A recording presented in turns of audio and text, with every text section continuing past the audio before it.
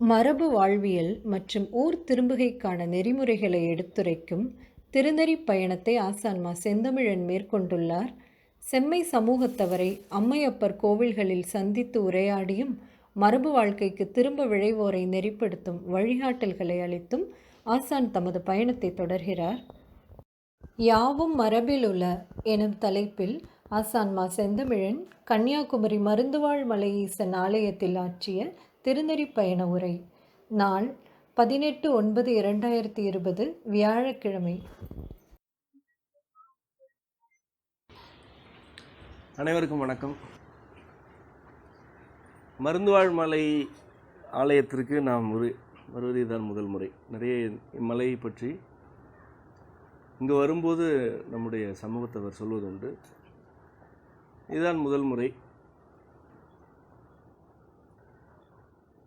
இந்த திருநெறி பயணம் நிகழ்வதில் இது 3வது மலை.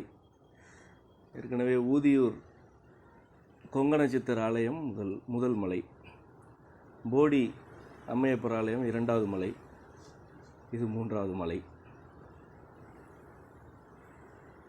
இந்த குமரி பகுதியிலும் நம்முடைய செம்மை கொள்கைகளை உள்வாங்கி நடைமுறைப்படுத்துவோர் பலர் இருப்பதை நாம் அறிவோம். ஆனால் இங்கு நாம் அடிக்கடி வருவதில்லை.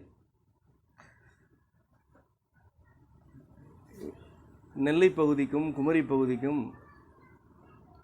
வர வேண்டும், மக்களை சந்திக்க வேண்டும் என்பது நமக்கு நீண்டகால விருப்பம். இங்குள்ள இன்று வந்திருக்கும் பலரை நாம் பெங்களூரில், சென்னையில் சந்தித்திருக்கிறோம். அங்கு பணியாற்றியோர் பலர் இங்கு ஊர் திரும்பி விட்டீர்கள். இதையெல்லாம் பார்க்கும்போது ஒரு மனநிறைவு ஏற்படுகிறது.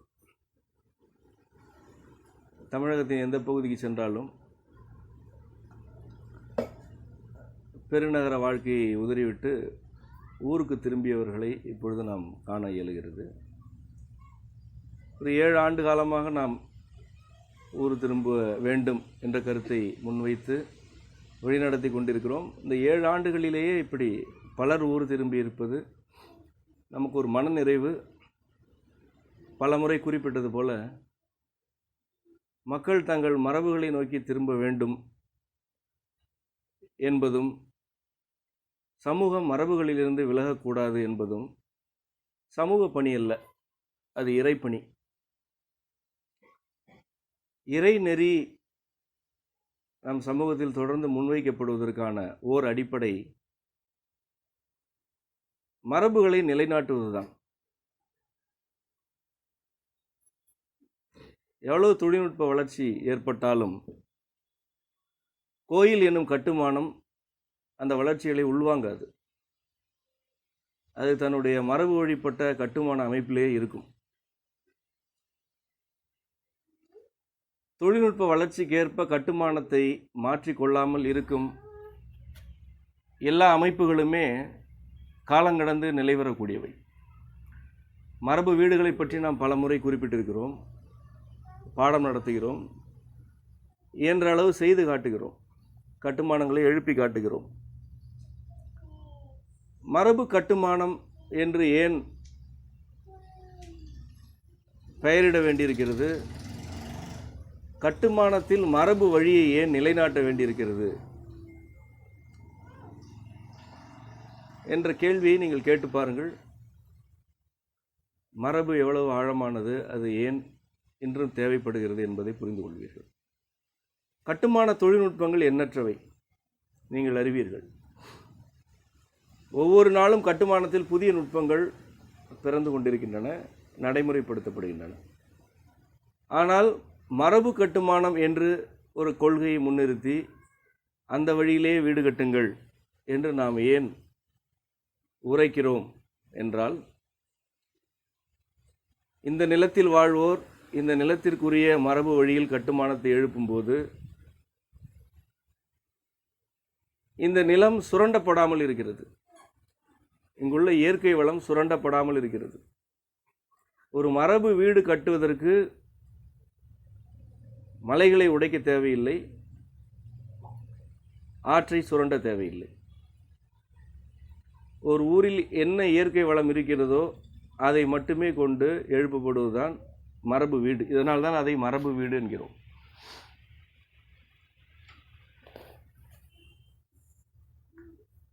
ஆற்றிலிருந்து மணல் எடுத்து வீடு கட்டும் வழக்கமே நவீன கட்டுமானத்திலிருந்து தான் எழுந்தது. அதற்கு முன்பு அவ்வாறான ஒரு தொழில்நுட்பம் நம்மிடையே இல்லை. ஒரு ஊரில் வீடு கட்டுவதற்கு அந்த ஊரில் உள்ள வாய்க்கால், ஓடை ஆகியவற்றில் உள்ள மணலே போதுமானது. அந்த ஊர் மக்களுக்கு அந்த ஊர் ஓடையில் இருக்கும் மணல் போதும். செம்மண் பாங்கான பகுதிகளில் களிப்பு குறைவான மணல் சாரி அல்லது இருமண் பாடு என்று அழைப்பார்கள். மணல் சாரி நிலப்பகுதிகள் இருக்கும், எல்லா ஊர்களிலுமே இருக்கும். களிப்பு குறைவான மணல் சாரி மண்ணை எடுத்து மணலுக்கு மாற்றாக பயன்படுத்தி வீடு கட்டி விடலாம். நாம் செம்மைவனத்தில் கூட இப்பொழுது ஒரு கட்டுமானத்தை எழுப்பியிருக்கிறோம். அதில் மணல் பயன்படுத்தவில்லை. ஊரில் உள்ள ஓடையிலிருந்து சிறிதளவு மணல் எடுத்தோம். தோட்டத்திலிருந்து மணல் சாரியான செம்மண்ணை எடுத்து மணல் போல பயன்படுத்தி கொண்டோம். இந்த தொழில்நுட்பம் நம்முடைய கண்டுபிடிப்பல்ல, இது நம்முடைய முன்னோருடைய கண்டறிதல். இந்த ஒரு நுட்பத்தை மட்டும் மீட்டெடுத்து விட்டால், இந்த ஒரு நுட்பத்திற்கு சமூகம் திரும்பிவிட்டால் ஆறுகள் மரணிப்பதற்கான வாய்ப்பே இல்லை. மணல் என்ற ஒரு பொருளுக்காக இயற்கை வளம் எவ்வளவு சுரண்டப்படுகிறது என்பதை நீங்கள் சிந்தித்து பாருங்கள். கட்டுமானம் எழுப்ப வேண்டும் என்பது ஒரு பெரிய இலட்சியம் அல்ல, அது ஒரு இயல்பு. ஒரு பறவை கூடு கட்டுவதைப் போல ஒரு மனிதர் வீடு கட்ட வேண்டும். பறவைகள் சூழலை சிதைக்காமல் கூடு கட்டுகின்றன. ஆனால் மனிதர்களுடைய வீடுகளோ சூழலை சுரண்டி சிதைத்து நம்முடைய இருத்தலை தக்க வைத்துக் கொள்கின்றன. மரபு வீடு அல்லது மரபு கட்டுமானம் என்ற கருத்தை நாம் முன்வைக்கும் பொழுதெல்லாம் உங்கள் ஊரில் உள்ள சூழலோடு பொருந்தி இருங்கள், உங்கள் சூழலை சிதைக்காமலே உங்களுக்கான கட்டுமானத்தை எழுப்பிக் கொள்ளுங்கள் என்ற கருத்தைத்தான் அடிப்படையில் வலியுறுத்துகிறோம். மரபு வீடு கட்டி அதில் குடியிருந்தால் சர்க்கரை நோய் வராது, நுரையீரலுக்கு நல்லது என்ற கதைகள் எல்லாம் நாம் சொல்வதில்லை. எல்லா கருத்துக்களையுமே உடலுக்கு நல்லது உடலுக்கு நல்லது என்று பேசிக் கொண்டிருப்பது ஒரு சுயநல வெறி. மரபு வீடு கட்டி அதில் குடியிருக்கும் போது நீங்கள் உங்களுடைய சூழலோடு பொருந்துகிறீர்கள், இயல்பாக பொருந்துகிறீர்கள். இரண்டாவதாக, நீண்ட காலத்திற்கு நிலைத்தன்மையை நீங்கள் அடைகிறீர்கள். உங்களுடைய கட்டுமானம் நிலைத்தன்மை அடைகிறது. ஒரு மரபு வீடு இலக்கணப்படி முறைப்படி கட்டப்பட்டால் அது குறைந்தது 100 ஆண்டுகளுக்கு உயிர் வாழ்கிறது. ஒரு முறை நீங்கள் செய்யும் ஒரு வினை உங்களுடைய பேரப்பிள்ளைகளையும் கடந்து பயன் தருகிறது. மூன்றாவதாக, மரபு கட்டுமானத்தை எழுப்புவதற்கு நீங்கள் பொருளாதாரத்தை விரயமாக்க தேவையில்லை, பொருளாதாரத்தை திட்டமிட தேவையில்லை, அதற்கென்று பெருமளவு சேமிக்க தேவையில்லை, இந்த கட்டுமானத்திற்காக நீங்கள் கடன் வாங்க தேவையில்லை. இந்த 3 காரணிகளும் மரபு கட்டுமானம் என்ற கொள்கையை தவிர வேறு எந்த கொள்கையில் இருக்கிறது? இறக்குமதி செய்யப்பட்ட எண்ணற்ற தொழில்நுட்பங்கள் இங்கே இருக்கின்றன. இந்த 3 காரணிகளில் ஒன்றையாவது இறக்குமதி தொழில்நுட்பங்கள் நிறைவேற்றுகின்றனவா? இல்லை. இயற்கையை சுரண்டித்தான் அவர்களால் கட்டடம் கட்ட இயலுகிறது. 30 ஆண்டுகளுக்கு மேல் நிலைக்காத கட்டடங்களைத்தான் கட்டுகிறார்கள். கட்டுவோரை கடனாளியாக்குகிறார்கள். கட்டுமானம் வீடாக இருந்தாலும் ஆலயமாக இருந்தாலும் மரபு வழியில் இருக்க வேண்டும் என்பது நம்முடைய பிடிவாதமோ பழமைவாதமோ அல்ல. அது எந்த காலத்திற்கும் இந்த இயற்கையோடும் சூழலோடும் பொருந்துவதற்கான ஒரு வழி.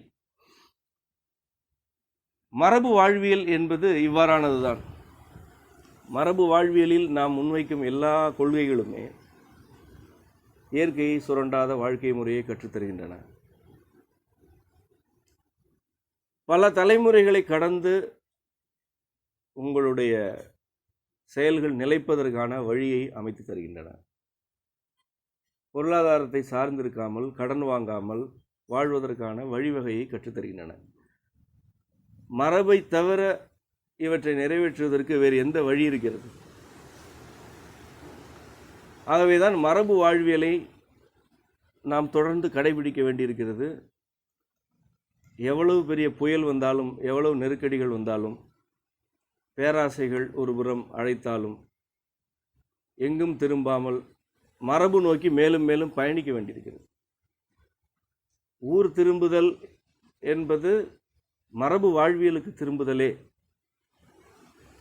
ஒரு மனிதர் ஊர் திரும்புதல் தனக்குள் இருக்கும் சிவத்தை அடைதல் என்று நாம் தொடர்ந்து கூறி வருகிறோம்.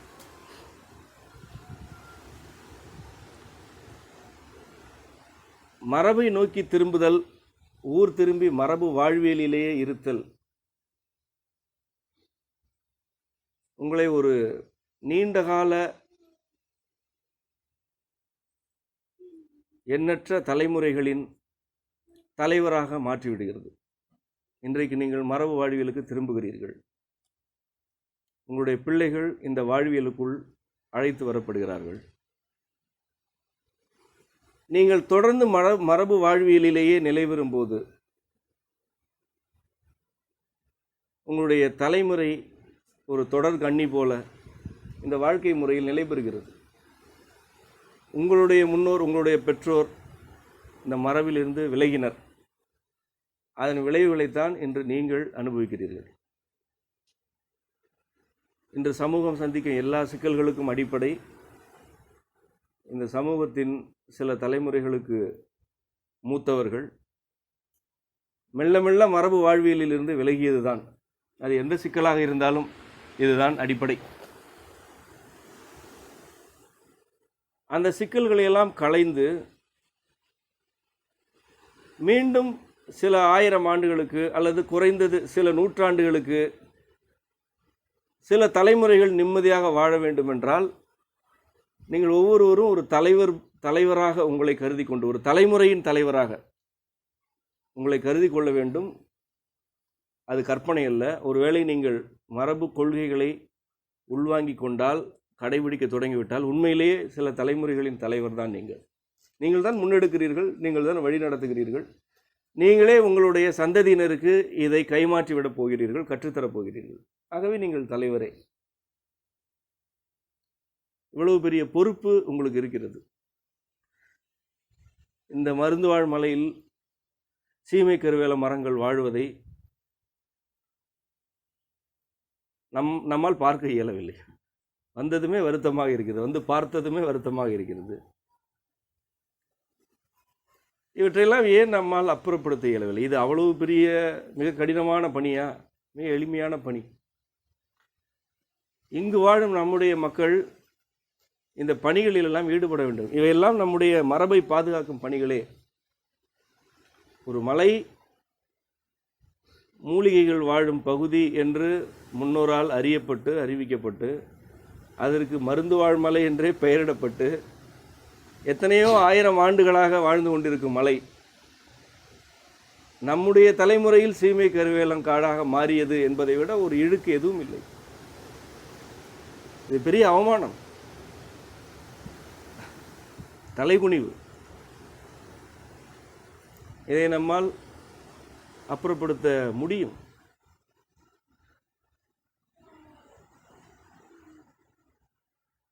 கோயில்கள் இன்றைக்கு உழவாரம் செய்வதற்கு ஆட்கள் இல்லாமல் கிடக்கின்றன. நாளை கூட நாம் இந்த நெறிப்பயணம் நிகழும் இடத்தில் உழவாரமும் செய்ய இருக்கிறோம். சில நாட்களுக்கு முன்பு திருவிளையாட்டம் அம்மையப்பர் ஆலயத்தில் உழவார பணிகளை 2 நாட்கள் மேற்கொண்டோம்.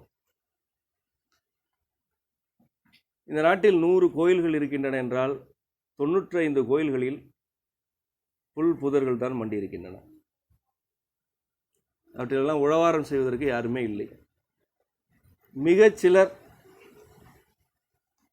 சிவத்தொண்டர்கள் ஊர் ஊராக சென்று உழவாரம் செய்து கொண்டிருக்கிறார்கள். ஆனால் அவர்களுடைய எண்ணிக்கை போதுமானதாக இல்லை.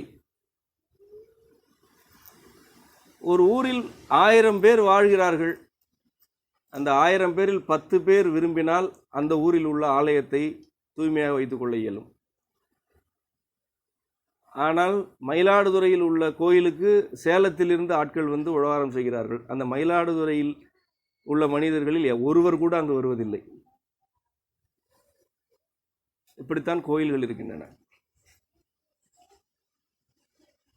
நான் மீண்டும் சொல்கிறேன், நம்முடைய உரையை தொடர்ந்து கேட்போருக்கு தெரியும், நான் ஒரு பக்திமான் அல்ல, நான் பக்தி வழி வந்தவன் அல்ல. நான் இறை நெறியில் வாழ்பவன். இறை நெறியில் பக்தி ஒரு வழி, பக்தி இல்லாத உணர்வு வேறொரு வழி. நான் இறை உணர்ந்து வாழ்கிறேன். என்னிடம் ஒப்பனைகள் இல்லை, எனக்கென்று ஒரு குறிப்பிட்ட அடையாளம் இல்லை, என்னிடம் எந்த சடங்கும் இல்லை, எந்த சடங்கிலும் நான் கலந்து கொள்வதும் இல்லை. ஆனாலும் ஆலயங்கள் மீது எனக்கேன் இவ்வளவு ஈடுபாடு என்றால், ஆலயங்களை பக்தி சடங்குகளுக்கான இடங்களாக மாற்றி இருக்கிறார்கள். நீங்கள் அதை சடங்குகளுக்கான இடம் என்று மட்டுமே புரிந்து கொள்ளாதீர்கள். உங்களுக்கு சடங்குகளில் நாட்டம் இருந்தால் நீங்களும் ஈடுபடலாம், அது ஒரு வழி. அது என் வழி அல்ல, அவ்வளவுதான். அதுவும் ஒரு வழியே. அது தேவையற்ற வழி என்பது என் கருத்தல்ல. எனக்கு அந்த வழி இல்லை. ஆனால் சடங்குகளில் ஈடுபடுவதோடு நிறுத்தி கொள்ளாதீர்கள். அவையெல்லாம் நம்முடைய பள்ளிகள். ஆலயங்கள் தான் நம்முடைய பள்ளிகள். ஆலயமே நமக்கு பள்ளி. அங்குதான் இறை உணர்ந்த மெய்யறிவாளர்கள் கல்வி கற்றுக்கொண்டார்கள்.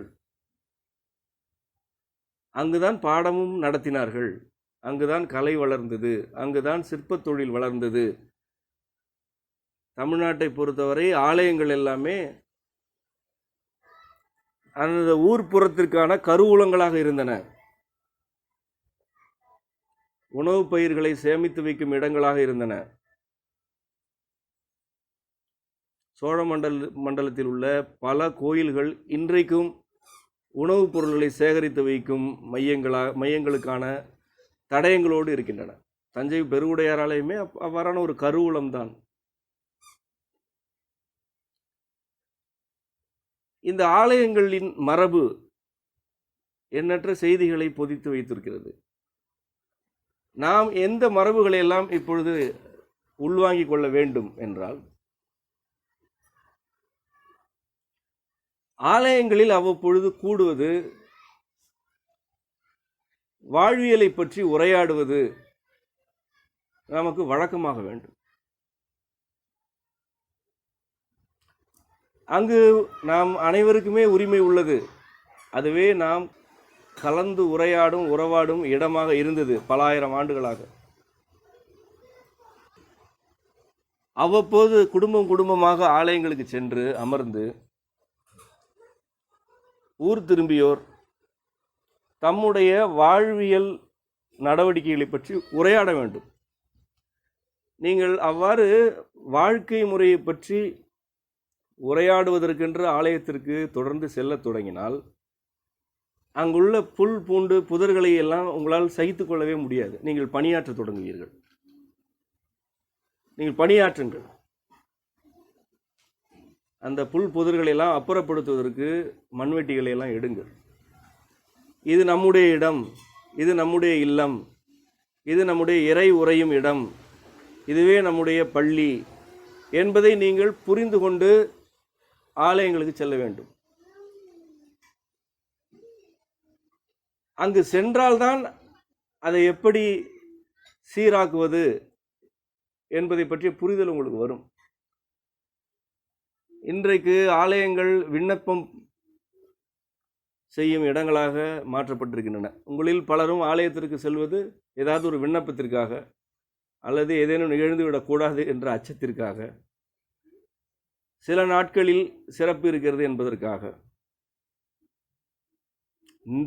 இந்த ஆலயத்திற்கு வர வேண்டும் என நாம் விரும்பும்போது எந்த நாளுக்கு வருவது என்று கேட்டபொழுது, எந்த நாளில் பிரதோஷம் இல்லையோ, எந்த நாளில் ஏதாவது ஒரு குறிப்பிட்ட முழுநிலவு அல்லது அமாவாசை போன்ற சடங்குகள் இல்லையோ அந்த நாளில் யாருமே வரமாட்டார்கள், கூட்டமே இருக்காது என்று தான் சொன்னார்கள். இதுதான் நிலைமை.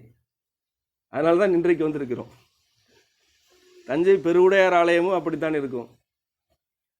மாதத்தில் 4-5 நாட்களுக்கு கூட்டம் அலைமோதும். என்ன இவ்வளவு கூட்டம் என்று கேட்டால் அது ஏதாவது ஒரு சிறப்பு நாள்.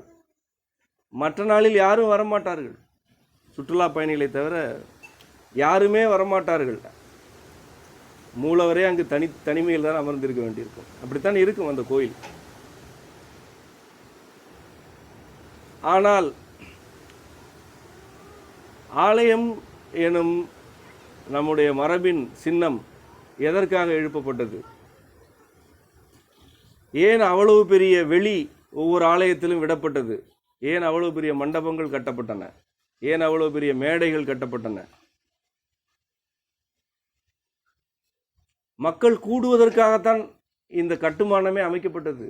மக்கள் கூட வேண்டும், அன்றாடம் கூட வேண்டும். அன்றாடம் கூடி நம்முடைய வாழ்வியல் நெறிகளை எல்லாம் உரையாட வேண்டும். மெய்யறிவாளரோட உரையை கேட்க வேண்டும். ஆடல் நிகழ வேண்டும், திருமுறைகள் பாட வேண்டும்.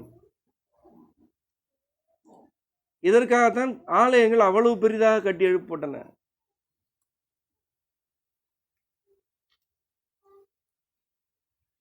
மரபு கட்டுமானத்தின் ஏராளமான மறைவுகள் நம்முடைய ஆலயங்களில் இருக்கின்றன. எண்ணற்ற மறைவுகள் இருக்கின்றன. ஏராளமான எண்ணியல் கொள்கைகள் ஆலயங்களில் இருக்கின்றன.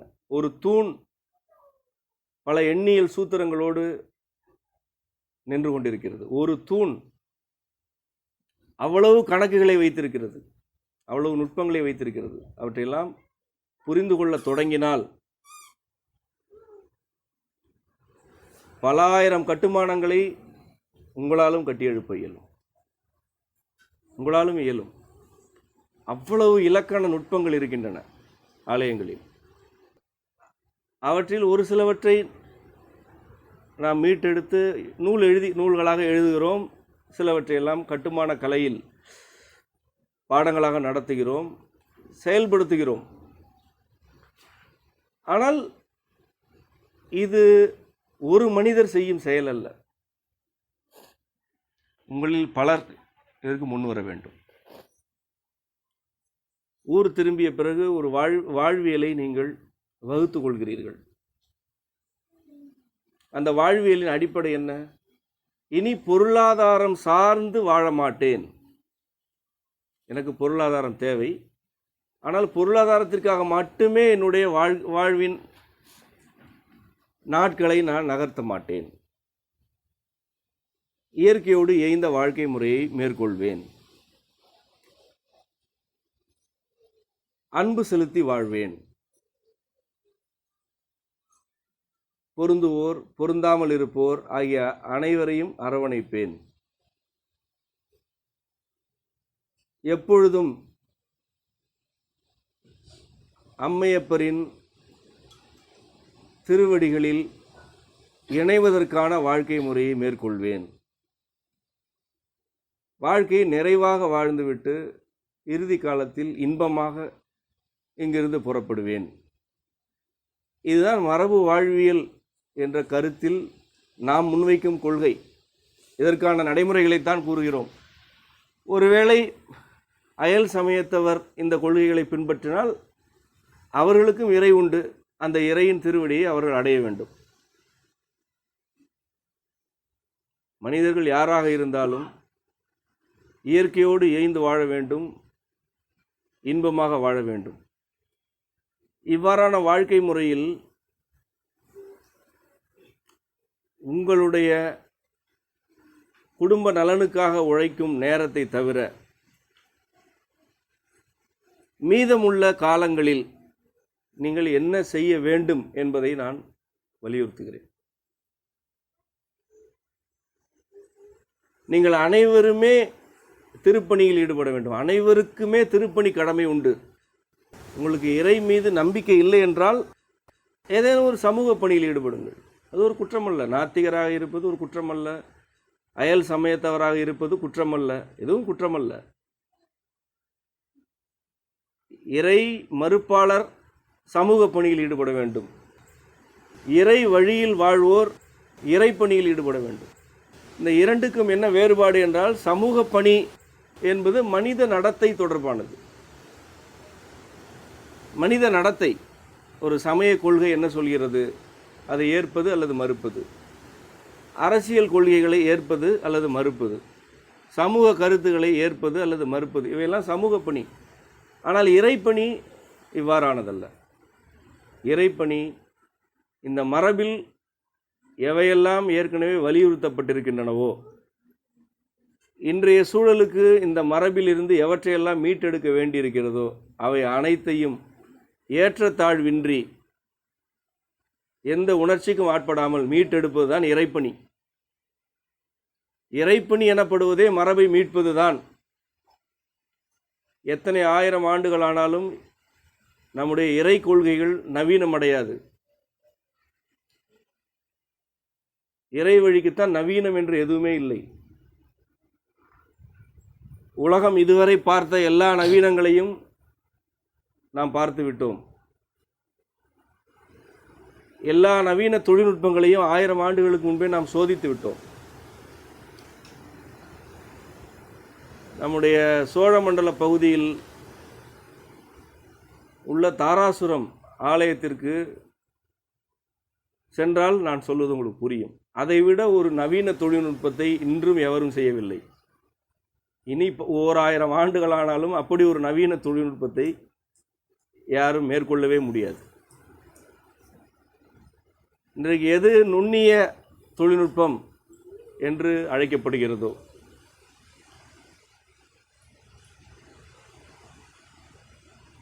ஒன்று என்ற ஒரு எண்ணை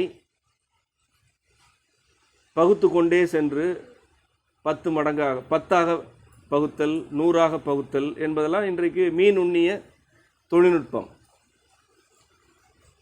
நம்முடைய கணக்கின் அடிப்படையே 1 எனும் எண்ணை 256 அலகுகளாக பகுத்தல் தான். ஒரு நெல்மணியை 256 கூறுகளாக பகுத்தல்.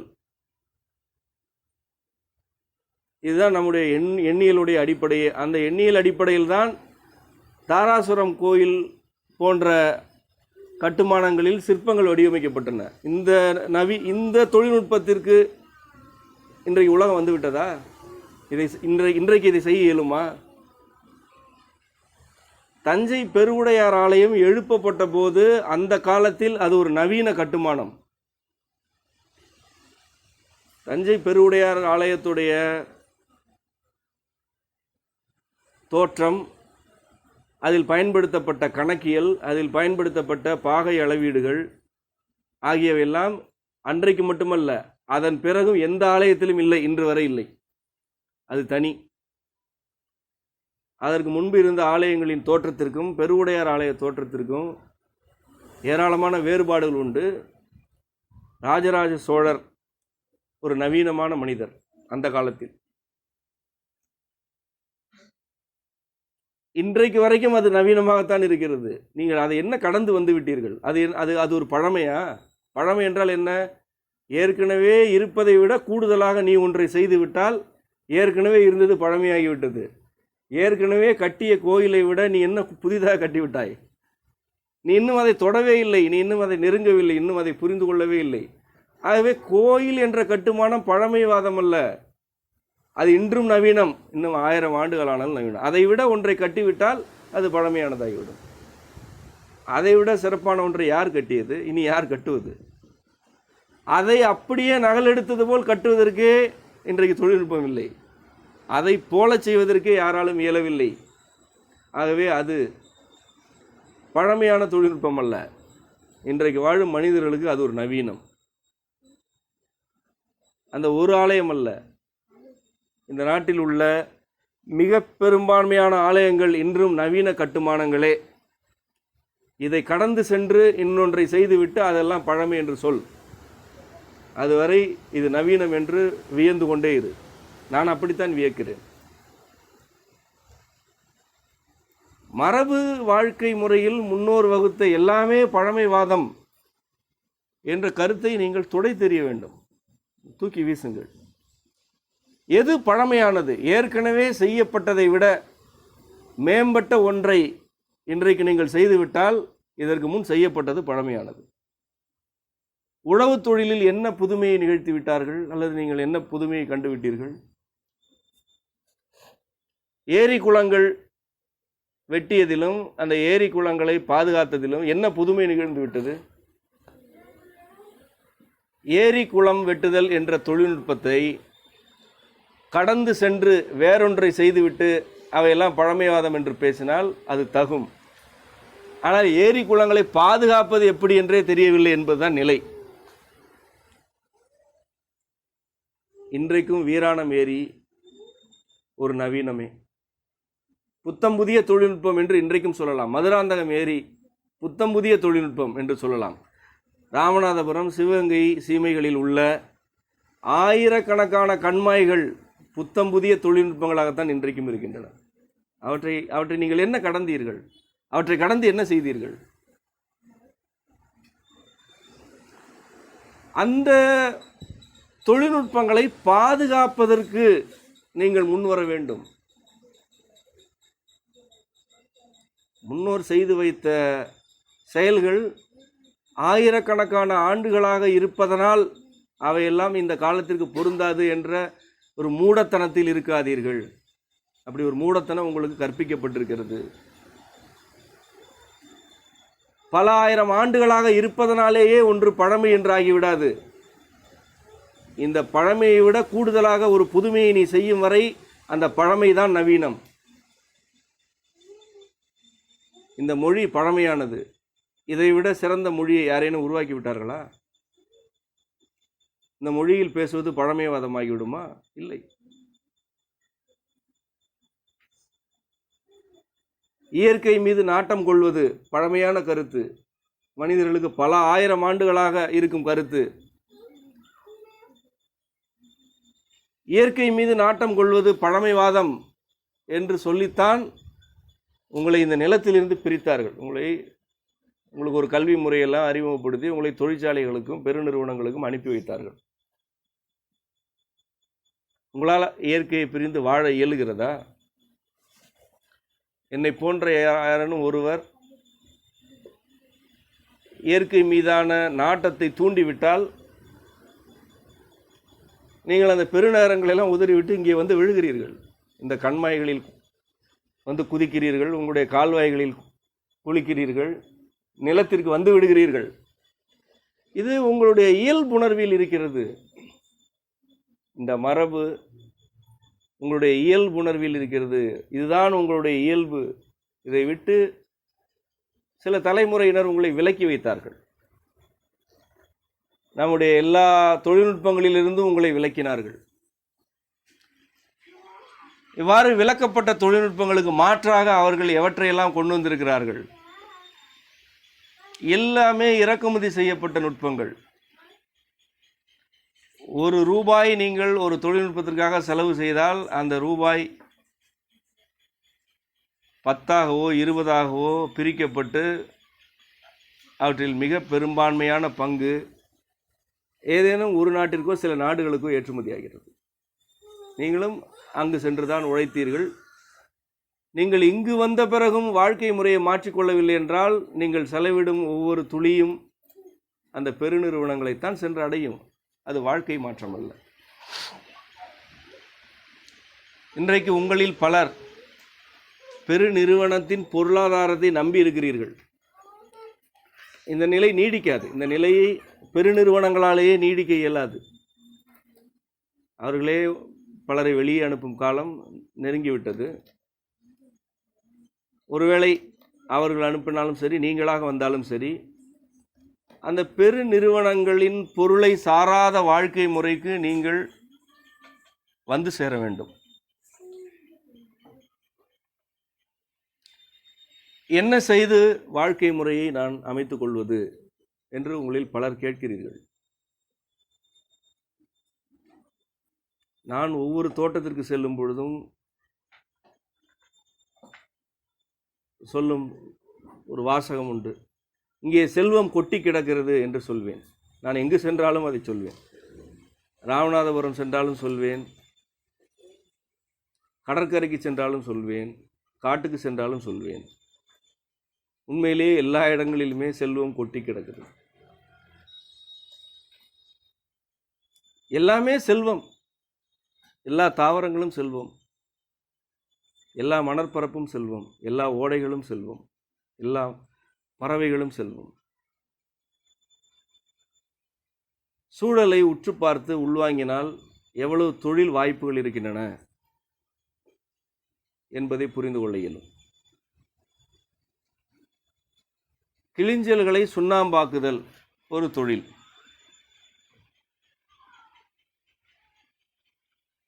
அது எவ்வளவு பெரிய தொழில்நுட்பம்!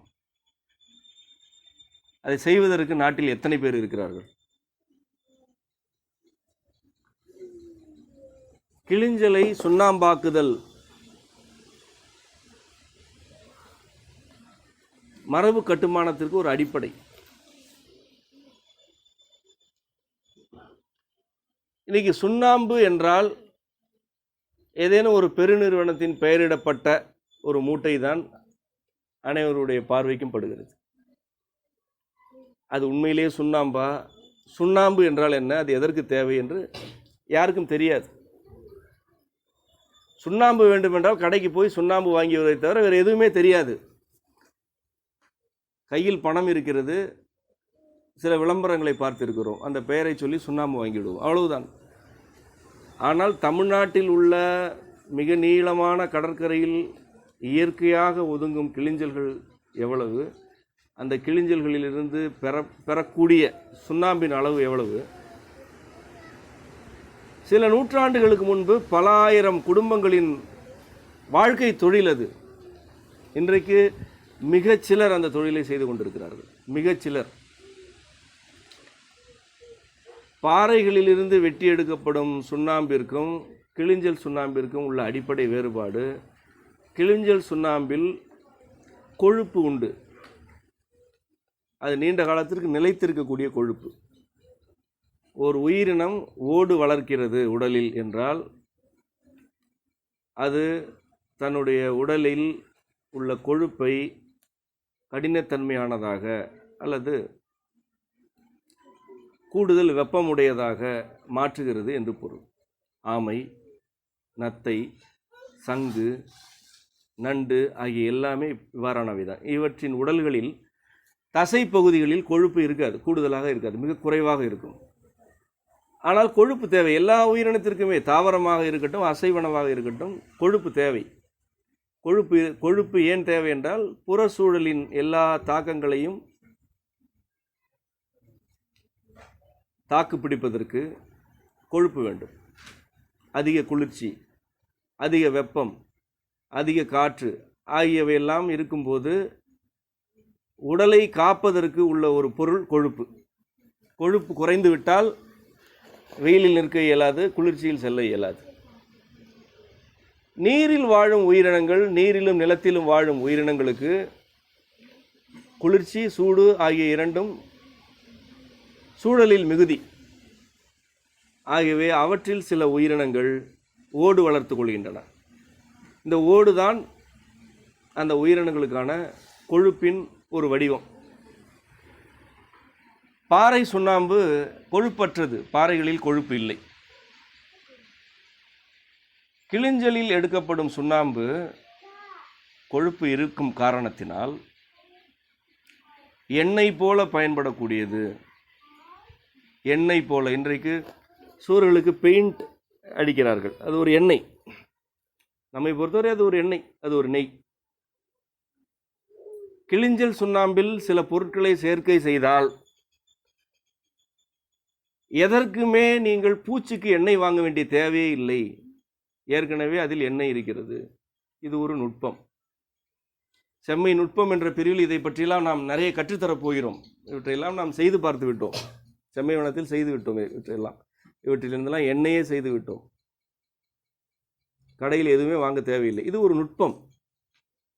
இந்த நுட்பம் இங்கு இருக்கிறது. இதை நாம் இதை விளக்குகிறோம், முன்வைக்கிறோம். இதை ஒரு தொழிலாக ஒரு சிலர் மேற்கொள்ளும் போது என்னவெல்லாம் நிகழ்கிறது? அந்த குடும்பத்தினருக்கும் கடற்கரைக்கும் ஒரு உறவு ஏற்படுகிறது. அவர்களுக்கு இந்த உயிரினங்களை பற்றிய ஒரு புரிதல் ஏற்படுகிறது. அவர்கள் வீட்டு குழந்தைகள் சிப்பிகளை பொறுக்க தொடங்குகிறார்கள். இயற்கையின் ஒரு பொருளோடு அவர்கள் உறவாடுகிறார்கள். இந்த சுண்ணாம்பை காய்ச்சி இதிலிருந்து எண்ணெய் காய்ச்சும் போது எந்த விதமான இறக்குமதி தொழில்நுட்பமும் இல்லாத ஒரு பொருளை ஒரு சிறிய குடும்பம் உற்பத்தி செய்கிறது. மிக குறைந்த செலவில், இயற்கையை சுரண்டாமல், கடன் வாங்காமல் இந்த குடும்பம் ஒரு தொழிலை மேற்கொள்கிறது. இந்த தொழிலை செய்வதற்கு கடன் தேவையில்லை, உதவி தேவையில்லை. ஆனால் இந்த தொழிலில் உற்பத்தி செய்யப்படும் பொருள் எவ்வளவோ தேவைப்படுகிறது, நிறைய தேவைப்படுகிறது. இதை செய்வதற்கு யாரும் இல்லை. மரபு வீடுகள் கட்டும் ஒவ்வொருவருமே இந்த கிளிஞ்சல் சுண்ணாம்பை கிளிஞ்சல் சுண்ணாம்பை உற்பத்தி செய்து கொண்டிருக்க இயலாது. ஒரு வீடு கட்டுகிறார், அவருக்கு நிறைய சுண்ணாம்பு தேவைப்படுகிறது. அவரே இதை செய்ய முடியாது. 1000 பேர் வீடு கட்டுகிறார்கள், ஒரு 50 குடும்பங்கள் இந்த உற்பத்தியில் ஈடுபடுகின்றன என்றால் பொருளாதாரம் இந்த குடும்பங்களுக்குள்ளேயே இருக்கும். இந்த குடும்பம் உழைக்கிறது, சில குடும்பங்களின் கட்டுமானத்திற்கு இவருடைய உற்பத்தி செல்கிறது என்ற அளவில் இருக்கும். மரப்பட்டைகள், ஒவ்வொரு மரப்பட்டைக்கும் ஒரு குணம் உண்டு. வேம்பின் பட்டைக்கு ஒரு குணம் உண்டு, நாவல் பட்டைக்கு வேறு குணம் உண்டு, ஆலம்பட்டைகளுக்கு வேறு குணம் உண்டு. மரப்பட்டைகள் தாமாக மரத்திலிருந்து விடுபட்டு உரிந்து நிற்கும் போது அவற்றை சேகரித்து அவற்றிலிருந்து எண்ணற்ற மருந்து பொடிகள் செய்யலாம், பல வகை தைலம் காய்ச்சலாம், சுவருக்கான பூச்சிகள் காய்ச்சலாம், கட்டுமானத்திற்கான வண்ணங்கள் காய்ச்சலாம். இந்த கிளிஞ்சல் சுண்ணாம்பில் சேர்த்து சில தைலங்களை காய்ச்சலாம். மரப்பட்டைகள், உங்கள் வீட்டில் எந்த மரம் இருந்தாலும் அந்த மரப்பட்டைக்கு ஒரு குணம் உண்டு. அந்த குணத்திற்கு ஏற்ற ஒரு பொருளை காய்ச்சலாம், ஒரு தைலத்தை காய்ச்சலாம். பூக்கள், உங்களை சுற்றிலும் இருக்கக்கூடிய பூக்கள், ஒவ்வொரு பூவிற்கும் ஒரு குணம் உண்டு. பூக்களை எல்லாம் சேர்த்து தைலம் காய்ச்சலாம். தலைக்கு தேய்க்கும் பொடி செய்து வைக்கலாம், உடலில் தேய்த்து குளிக்கும் பொடி செய்து வைக்கலாம், சில மருந்து பொருட்களை செய்து வைக்கலாம். எல்லா இலைகளுக்கும் தனித்தனி குணம் உண்டு. அந்த குணங்களை அறிந்து கொண்டு பல பொருட்கள் செய்யலாம். இதனால்தான் நான் எப்பொழுதுமே சொல்வேன், இங்கே இவ்வளவு செல்வம் இருக்கிறதே என்று சொல்வேன். எங்கு பார்த்தாலும் செல்வம்தான் எனக்கு தெரிகிறது, எங்கு வறுமை எனக்கு தெரியவில்லை. வறுமை மனிதர்களுடைய பார்வையில் இருக்கிறது, மனிதர்களுடைய அறிதல் குறைபாட்டில் இருக்கிறது, மனிதர்களுடைய மயக்கத்தில் இருக்கிறது, நம்முடைய நிலத்தில் இல்லை. இங்கு செல்வத்தை தவிர வேறு எதுவுமே இல்லை. மரபு வாழ்க்கை முறையை மேற்கொள்வோருக்கு இவ்வாறு சூழலில் உள்ள நம்முடைய செல்வங்களை புரிந்து கொள்ளும் திறன் வேண்டும். எப்படி சூழலில் உள்ளவற்றை புரிந்து கொள்வது என்றால், நீங்கள் ஏற்கனவே எவற்றையெல்லாம் பொருளாதார வாய்ப்பு என்று கருதி கொண்டிருக்கிறீர்களோ அவற்றையெல்லாம் நீங்கள் மறந்துவிட வேண்டும். உங்களுக்கு பொருளாதார வாய்ப்பு என்று கற்றுக் கொடுக்கப்பட்ட அனைத்தும் நிறுவனங்களை சார்ந்திருப்பதற்கான வழிமுறைகள் மட்டுமே. நிறுவனங்களை சாராமல் வாழ்வதற்கான எந்த வழிமுறையும் உங்களுக்கு இதுவரை கற்றுக் கொடுக்கவில்லை. படிப்பது வேலைக்கு செல்வதற்காக என்றுதான் உங்களுக்கு கற்றுக் கொடுக்கப்பட்டிருக்கிறது. கல்வி கற்பது இந்த பேரண்டத்தை அறிந்து கொள்வதற்காக, சமூகத்தை புரிந்து கொள்வதற்காக என்று உங்களுக்கு கற்றுத்தரவில்லை. ஆனால் உண்மையிலேயே கல்வி அவ்வாறானதுதான். பொருளாதாரம் ஈட்டுவதற்கும் படிப்பதற்கும் எந்த தொடர்பும் இல்லை. ஒரு நாளைக்கு 20 பனைமரம் ஏறினால் பொருளாதாரம் ஈட்டலாம், அதற்கு படிக்க வேண்டிய தேவையே இல்லை. அதற்கு எதுக்கு படிக்க வேண்டும்? வரவு செலவு பார்க்க தெரிந்தால் போதும், எழுத்துக்களை படிக்க வேண்டிய தேவையில்லை. படிக்காமல் செல்வந்தராக வாழ்ந்தோர் இந்த சமூகத்தில் இருந்தனர். அவர்கள் எல்லாம் முட்டாள்கள் அல்ல. எழுத்தை படிக்கும் தேவை எல்லோருக்கும் இருக்கவில்லை. யாருக்கு இருக்கிறதோ அவர்கள் படித்து கொண்டார்கள். படிக்க இயலும், யார் வேண்டுமானாலும் படிக்கலாம். ஆனால் இன்றைக்கு பிறக்கும் குழந்தை 3 வயதுக்கு பிறகு படிப்பதற்கு பணிக்கப்படுகிறது. 3 வயது முதல் கல்வி குழந்தைகளிடம் திணிக்கப்படுகிறது. 24 வயது அல்லது 28 வயது வரை படித்து கொண்டே இருக்கிறார்கள். எதற்கு படிக்கிறார்கள் என்றால் வேலைக்கு செல்வதற்காக. படிப்பதே வேலைக்கு செல்வதற்கு தான், வேறு எதையும் புரிந்து கொள்வதற்கு அல்ல, தன்னை அறிந்து கொள்வதற்கு அல்ல, தன்னுடைய தலைமுறைகளை பற்றி அறிந்து கொள்வதற்கல்ல, தன்னுடைய மரபுகளை பற்றி அறிந்து கொள்வதற்கல்ல, தான் வாழும் ஊரை பற்றி அறிந்து கொள்வதற்கும் அல்ல. படிப்பது எதற்கு? வேலைக்கு செல்வதற்கு. அவ்வளவுதான். இந்த அளவிற்கு கல்வியை சுருக்கி விட்டார்கள், கல்வியை இழிவுபடுத்தி விட்டார்கள். ஆகவே உங்களுக்கு அந்த கல்வி முறையில் வந்த உங்களுக்கு உங்களை சுற்றி செல்வம் இருக்கிறது என்ற கருத்தை புரிந்து கொள்ள இயலவில்லை. உங்களால் இதையெல்லாம் செல்வமாகவே பார்க்க இயலவில்லை.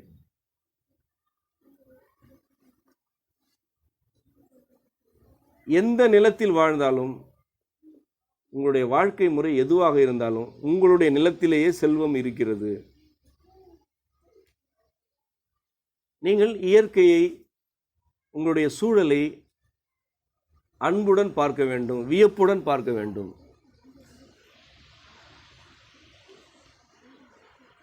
ஒருவர் இந்த திருநெறி பயணத்தின் போது தொடக்கத்தில் திருவிளையாட்டம் ஆலயத்தில் ஒரு இளைஞரிடம் ஒரு ஐயத்தை எழுப்பினார். அவர் எழுப்பிய ஐயம் எனக்கு மிகவும் விருப்பமானதாக இருந்தது. ஆகவே நான் நீண்ட நேரம் அவருக்கு விளக்கி கொண்டிருந்தேன். உணர்தல் என்று சொல்கிறீர்கள், எப்படி உணர்வது என்று கேட்டார். உணர்வை அடைவது எப்படி என்று கேட்டார். இதை பல பேர் என்னிடம் கேட்டிருக்கிறார்கள். ஒரு எளிய வழியை என்னால் யாரிடம் சொல்ல முடிந்ததில்லை. ஆனால் இவர் கேட்டபொழுது ஒரு எளிய வழியை என்னால் முன்வைக்க முடிந்தது. அந்த வழிதான் உங்களுக்கு செல்வத்தை காட்டும் வழி.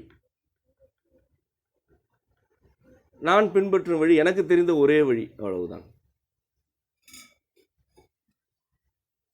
வியத்தல், வியந்து கொண்டே இருத்தல், அதுவே உணர்தலுக்கான வழி. நான் எதையுமே வியந்து கொண்டே இருப்பேன், எதை பார்த்தாலும் வியந்து கொண்டே இருப்பேன், கடந்து செல்ல மாட்டேன். ஒரு நாளைக்கு சில 100 முறையாவது வானத்தை பார்த்து விடுவேன். எத்தனை முறை பார்த்தாலும் இந்த வானத்தை வியந்து கொண்டே இருப்பேன். நான் வேடிக்கையெல்லாம் பார்க்க மாட்டேன், பொழுது போகாமல் பார்த்து கொண்டு இருக்க மாட்டேன்.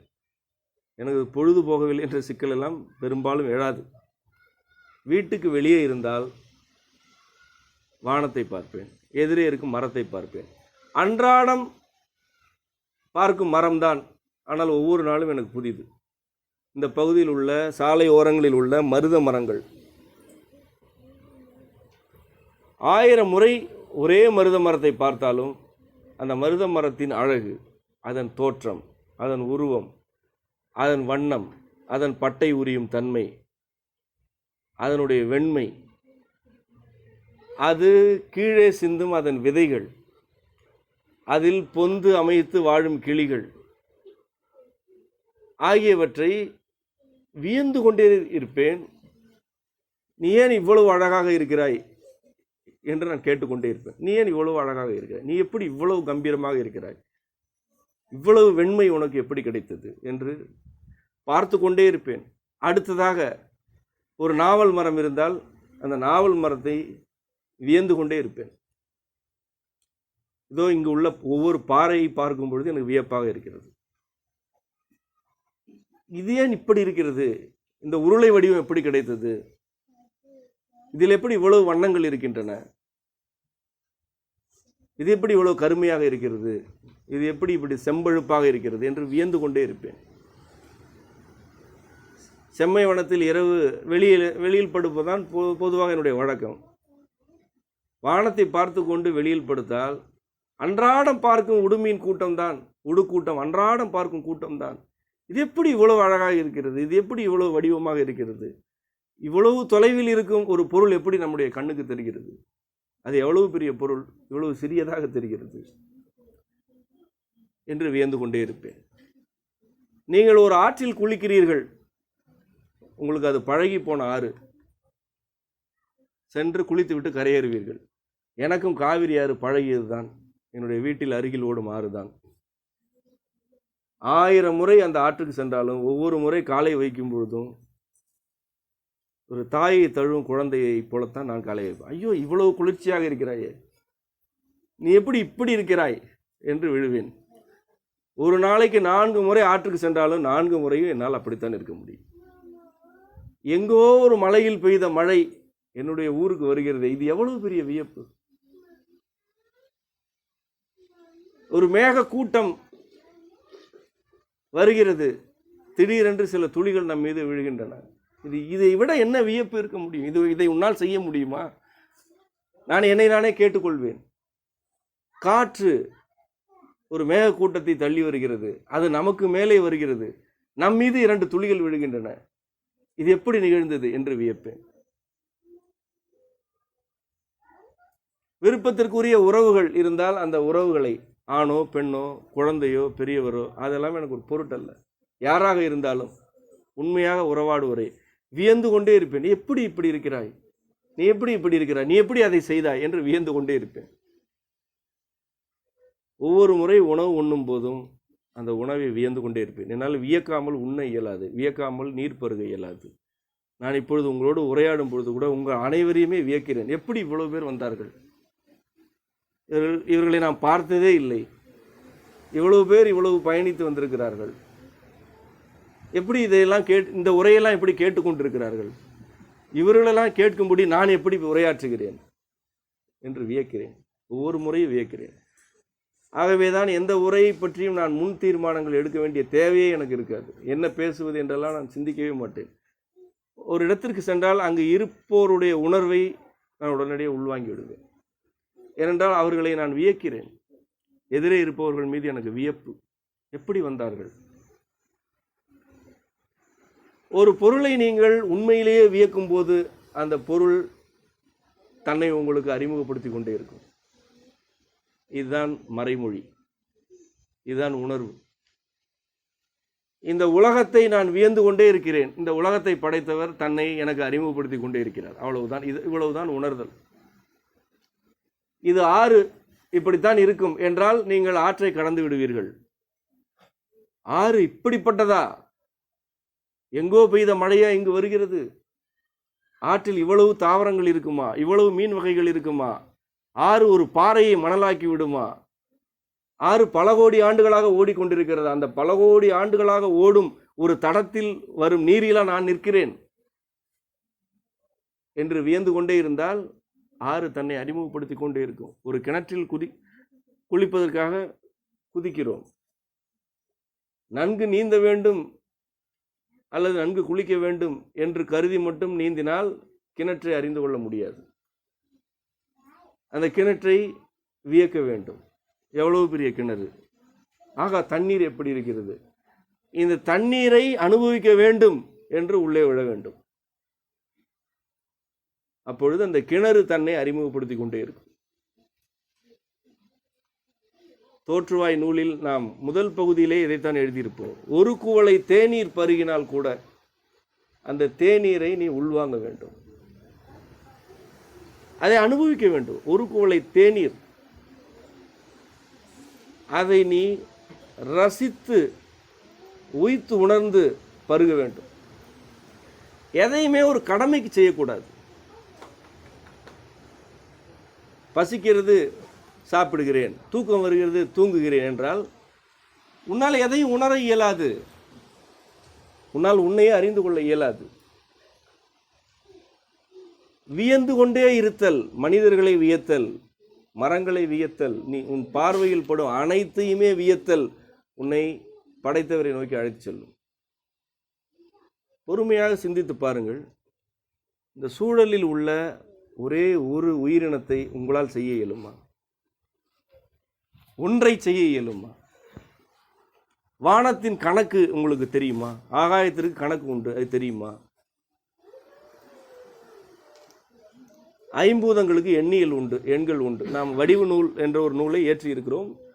அதில் இந்த எண் பிறப்பியல் இருக்கிறது. ஆகாயத்திற்கான அணு எண்கள் பற்றியெல்லாம் பதிவு செய்திருக்கிறோம். எல்லாமே எண்கள் தான். எல்லாவற்றுக்குமே எண்ணியல் உண்டு. மனித உடலுக்கு எண்ணியல் உண்டு. மனித உடல் ஒரு அற்புதமான சிற்பம். மனித உடலே ஒரு சிற்பம். கணக்கு இல்லாமல் ஒரு மயிர் கூட இல்லை. எல்லாமே கணக்கு. இதையெல்லாம் செய்ய முடியுமா? உங்களால் செய்ய முடியுமா? எவராலாவது செய்ய முடியுமா? ஒரு மரத்தின் இலைகளில் கணிதம் உண்டு, அளவீடு உண்டு, விகிதம் உண்டு, பாகை உண்டு. நீங்கள் ஒரு பாகை மானியை வைத்துக் கொள்கிறீர்கள், தாள்களில் வரைந்து கொள்கிறீர்கள், அவ்வளவுதான் பாகை என்று புரிந்து கொள்கிறீர்கள்.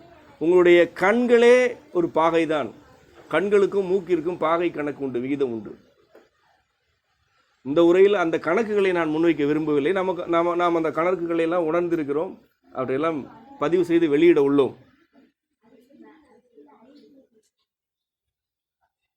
ஆனால்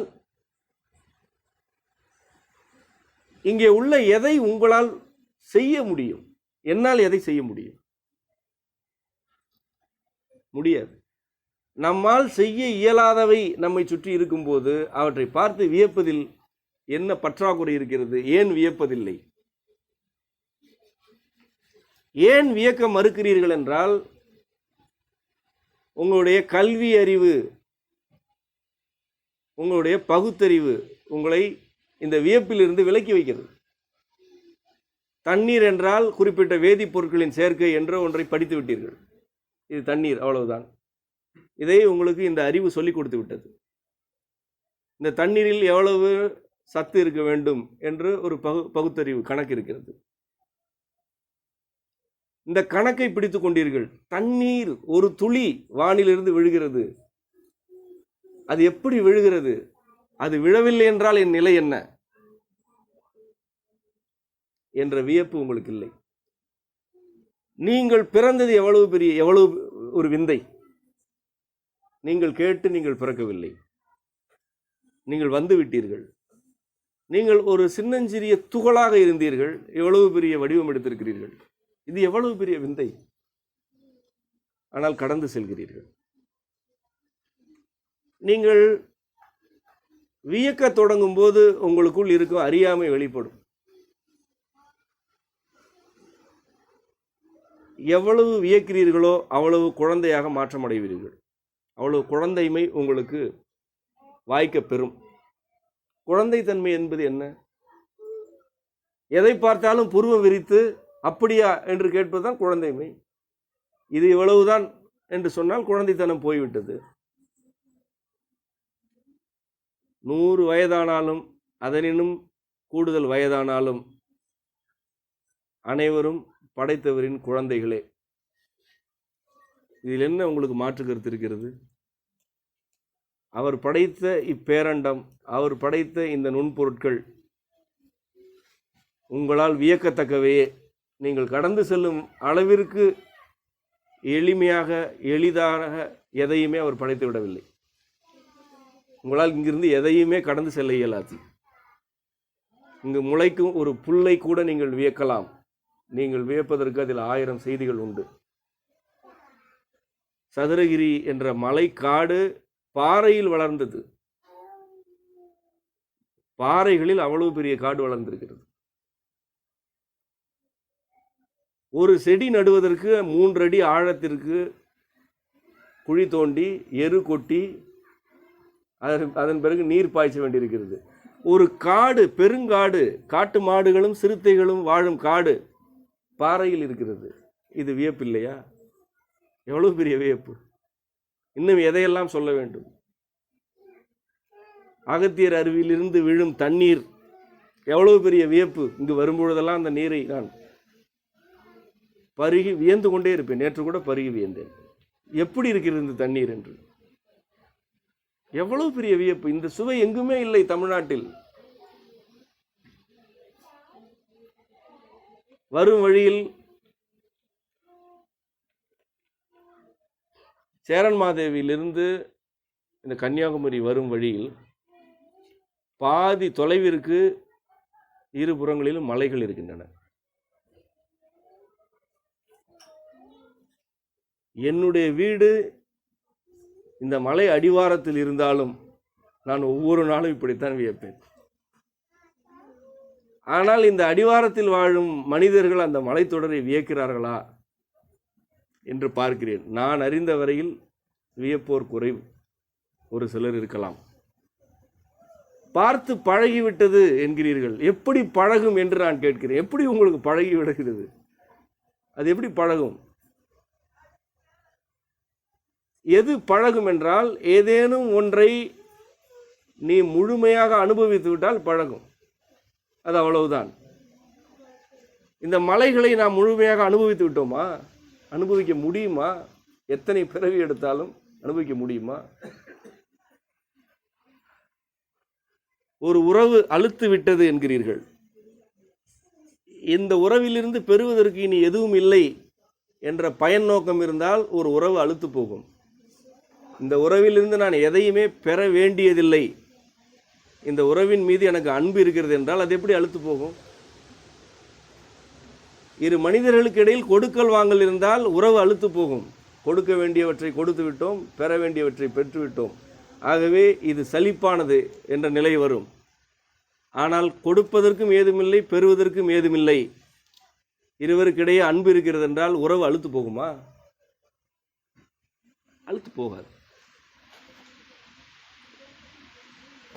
மலைகள், மரங்கள், பறவைகள், வானம், மண், பயிர், கடல், ஆறு, குளம், ஏரி, ஓடை, இவையெல்லாம் எப்படி அழுத்து போகும்?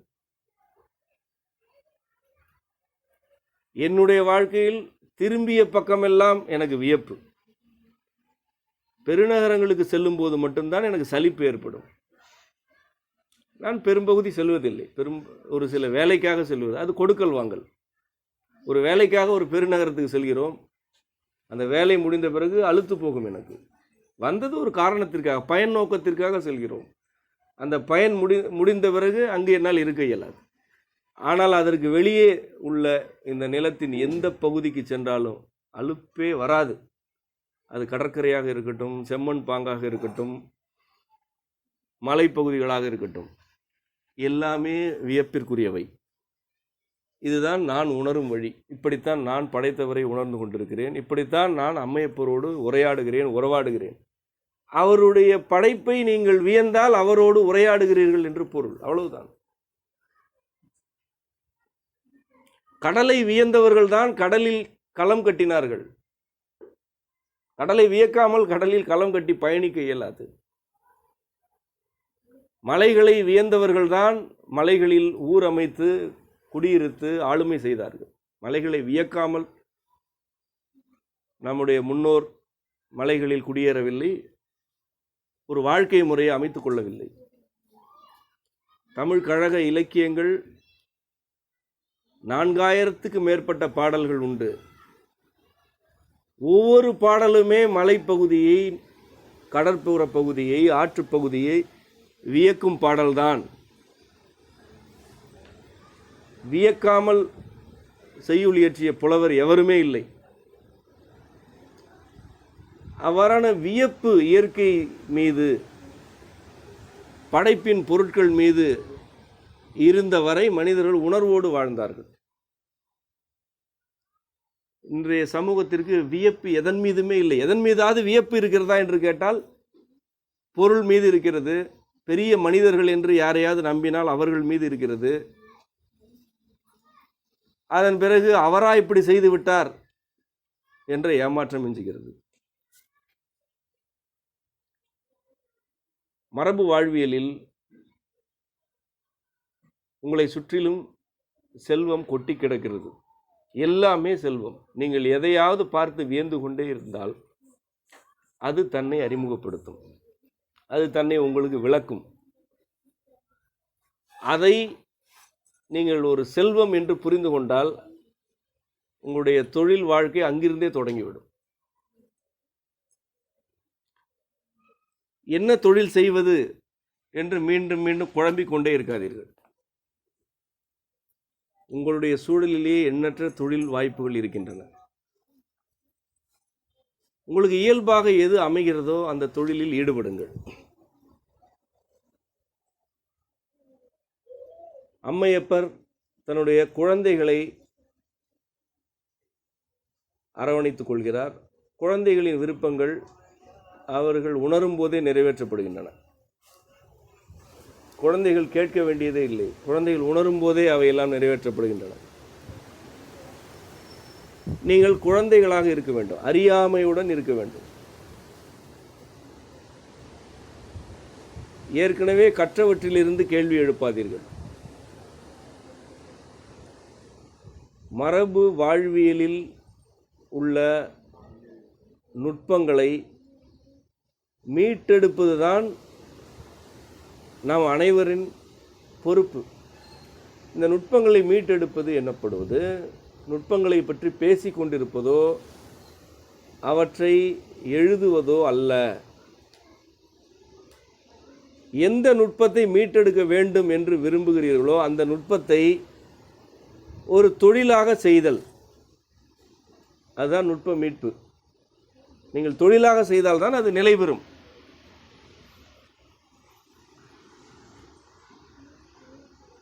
கட்டுமானம், நெசவு, வேளாண்மை, ஆணிரைகள் ஆகிய இந்த துறைகளில் ஏராளமான உள்துறைகள் இருக்கின்றன, உள்பிரிவுகள் இருக்கின்றன. மண்வெட்டி, அரிவாள் இவற்றிற்கு மரப்பிடி செய்வதற்கு ஆட்கள் இல்லை. இது ஒரு தச்சு பணி, இது வேளாண்மையின் ஒரு பிரிவு. இரும்பு கொல்லர்கள் இல்லவே இல்லை.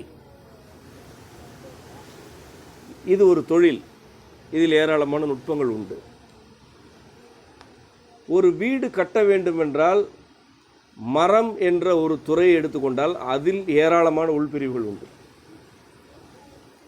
ஓட்டுக்கான சட்டங்கள், சாளரத்திற்கான கதவுகள், பலகைகள், சட்டங்கள், நிலைக்கதவு என்று பல பிரிவுகள் உள்ளன. இவற்றையெல்லாம் செய்வதற்கு யாரும் இல்லை. கல் அறுப்பதற்கு போதிய ஆட்கள் இல்லை, மண் குழைப்பதற்கு போதிய ஆட்கள் இல்லை.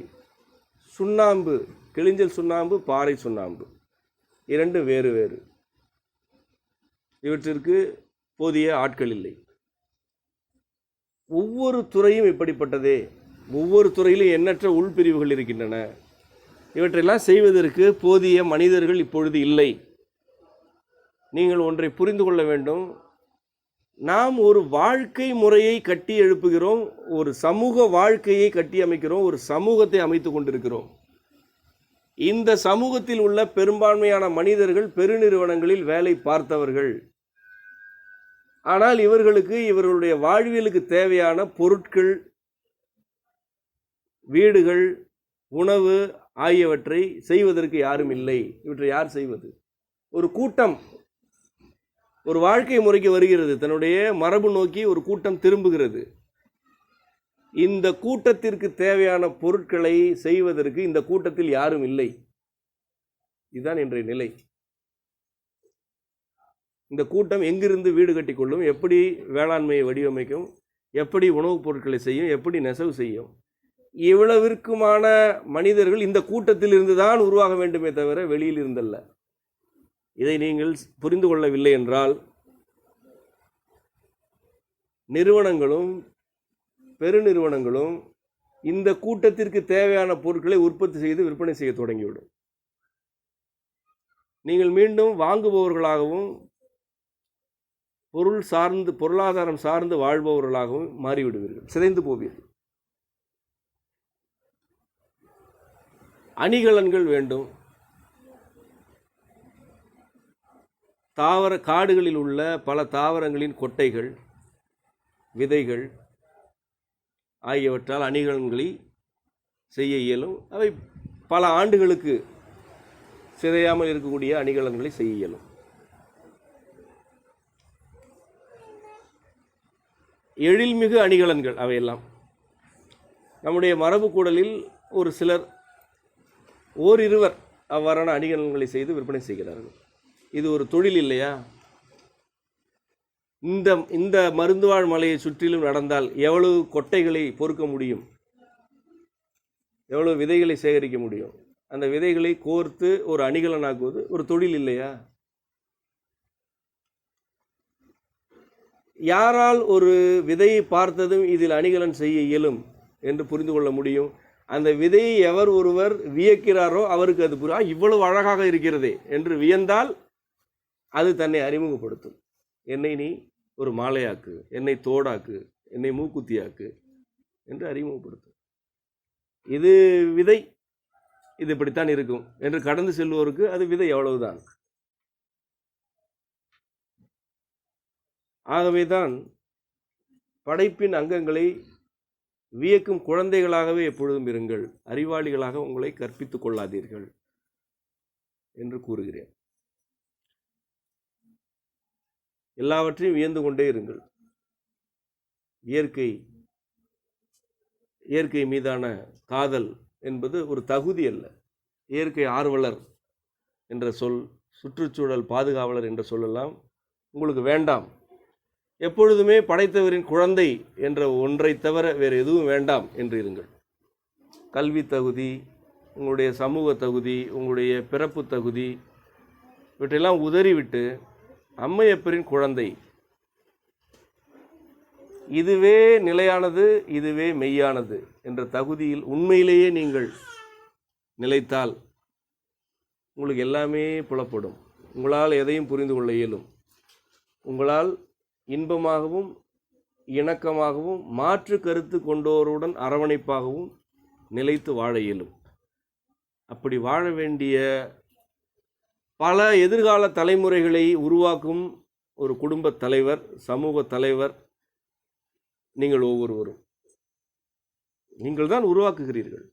உங்களுடைய தலைமுறை தான் இனி வரப்போகிறது எனும்போது இந்த மரபு வாழ்வியலை நீங்கள் ஒரு கொள்கையாக அல்ல, மனித இயல்பு, இது மனித இயல்பு என்று புரிந்து கொண்டு படைப்பின் இயல்புகளை உள்வாங்கி அந்த இயல்புகளோடு பொருந்தி வாழும் அம்மையப்பரின் குழந்தையாக நீங்களும் வாழ வேண்டும் என்பதுதான் நம்முடைய விருப்பம். இந்த நிகழ்வு ஒரு தொடக்கமாக இருக்கட்டும். அவ்வப்பொழுது இங்கு இந்த மருந்துவாழ் மலைக்கே அவ்வப்பொழுது வாருங்கள். உங்களால் இயன்றால் முறையான நடைமுறைகளுடன் இங்கு உள்ள இந்த நிலத்திற்கு பொருந்தாத தாவரங்களை எல்லாம் அகற்றுவதற்கு பணியாற்றுங்கள். அவ்வாறான பணி செய்யும் பொழுது எந்த விளைவையும் எதிர்பார்க்காதீர்கள். பயன் கருதி எதையும் செய்யாதீர்கள். அதிலிருந்து பெயர், புகழ் இவையெல்லாம் நமக்கு வேண்டாம். பயன் நோக்காது வினையாற்றுங்கள். இது நம்முடைய பொறுப்பு. ஒரு மலையே மூலிகைகளுக்கான மலை என்று பெயர் பெற்று நிலைத்துவிட்ட நிலையில் எல்லா தாவரங்களையும் அழிக்கும் ஒரு தாவரத்தை அனுமதிக்கக்கூடாது. இங்கு வந்து அவ்வப்பொழுது கலந்துரையாடுங்கள், கூடி வாழுங்கள். அதற்கு ஒரு இடமாக இந்த ஆலயத்தை மட்டுமல்ல, எந்த ஆலயத்தையும் நீங்கள் அவ்வாறு அமைத்து கொள்ளுங்கள். குப்பைகள் இருந்தால் வந்து பொறுக்குங்கள். மீண்டும் மீண்டும் சொல்கிறோம், மரபு வாழ்வியல் வாழ்வது சமூக பணி அல்ல, அது இறைப்பணி. அது சிவத்தை நோக்கிய ஒரு மனிதரின் பயணம். ஆகவே ஆலயங்கள் நம்மை நெறிப்படுத்தும் இடங்களாக இருந்தன. இன்று அவையெல்லாம் சிதைந்திருக்கலாம். சிதைந்து விட்டன என்பதற்காக வேடிக்கை பார்ப்பதோ வெளியேறுவதோ தவறு. என் வீடு சிதைந்தால் என் வீட்டை நான் சீர் செய்ய வேண்டும். ஆகவே நம்முடைய இறை உரையும் எல்லா ஆலயங்களும் நம்மால் போற்றப்பட வேண்டியவை. நம்முடைய பணிகள் அங்கு தேவைப்படுகின்றன. உங்களுடைய வாழ்வியல் இன்பமானதாக அமைய வேண்டும். உங்களுடைய வாழ்க்கை ஒரு தலைமுறையை உருவாக்குவதாக அமைய வேண்டும் என்று விரும்பி வேண்டி உரையை நிறைவு செய்கிறேன். நன்றி. செம்மை பற்றிய மேலதிக தகவல்களை www.semmaivanam.org என்ற இணையதளத்திலும், செம்மை மரபுப்பள்ளி என்ற யூடியூப் சேனலிலும், செம்மை வனம் என்ற முகநூல் பக்கத்திலும் பெறலாம்.